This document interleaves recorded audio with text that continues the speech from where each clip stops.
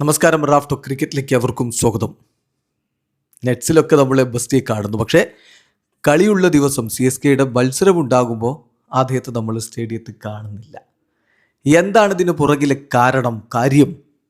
അത് ഇന്നലെ മൈക്കസി വിശദമായിട്ട് പറഞ്ഞു.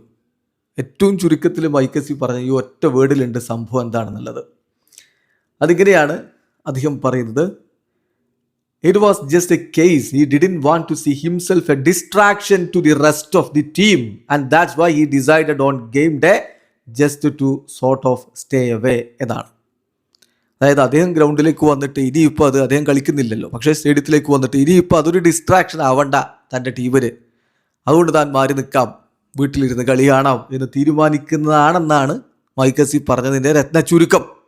വിശദമായിട്ട് അസി അത് പറയുന്നുണ്ട്. അസിയുടെ വാക്കുകൾ ഇങ്ങനെയാണ്. ഇത് ക്രിക്ക് ബസ് റിപ്പോർട്ട് ചെയ്യുന്നു. അദ്ദേഹം പറയുന്നത് എങ്ങനെയാണ്, MSD ഒരു ടീം ഓറിയൻറ്റഡ് ഗൈ ആണ്. He is such a team oriented guy. എല്ലായ്പ്പോഴും അദ്ദേഹത്തിൻ്റെ ടീമിൽ നിന്ന് ഏറ്റവും ബെസ്റ്റ് പുറത്തേക്ക് വരണമെന്നുള്ളതാണ്. അദ്ദേഹം പറയുന്നത് എന്താണെന്ന് വെച്ചാൽ, അദ്ദേഹം ഇനിയിപ്പോൾ സ്റ്റേഡിയത്തിലേക്ക് വന്നിട്ട് അതൊരു bit too much of a ഡിസ്ട്രാക്ഷനായി മാറരുത് എന്നുള്ളതാണ്. ഒബ്വിയസ്ലി ക്യാമറാസ് അദ്ദേഹം ഉണ്ടാകുമ്പോൾ ക്യാമറാസ് അദ്ദേഹത്തിന് നേരെയായിരിക്കും, ക്രൗഡ് അദ്ദേഹത്തിന് വേണ്ടി ചീർ ചെയ്യും. അപ്പോൾ കാര്യങ്ങൾ ആ രൂപത്തിലേക്ക് പോകും. പക്ഷേ താരങ്ങളുടെ ശ്രദ്ധ മാറരുത്, അതൊരു ഡിസ്റ്റർബൻസോ ആ രൂപത്തിലുള്ള പ്രശ്നങ്ങൾ ഡിസ്ട്രാക്ഷൻ ആവരുത്. അപ്പോൾ അതുകൊണ്ട് തന്നെ താരങ്ങൾ അവരുടേതായിട്ടുള്ള ജോബ് ചെയ്യണം, അങ്ങനെ മുന്നോട്ട് പോകണം. അതാണ് അദ്ദേഹം ഉദ്ദേശിക്കുന്നത്. Whether that's right or wrong, അദ്ദേഹത്തിൻ്റെ ഈ ഒരു തീരുമാനം ശരിയോ തെറ്റോ എന്ന് പറയാൻ that's not my decision to sort of make. പക്ഷേ ഇതാണ് ധോണി മത്സരങ്ങളിലേക്ക് വരാതിരിക്കാനുള്ള കാര്യത്തിൻ്റെ പുറകിലെ ചിന്ത. ഒബ്വിയസ്ലി അദ്ദേഹം വളരെ ക്ലോസ് ആയിട്ട് വീട്ടിലിരുന്ന് കളി കാണുന്നുണ്ട്.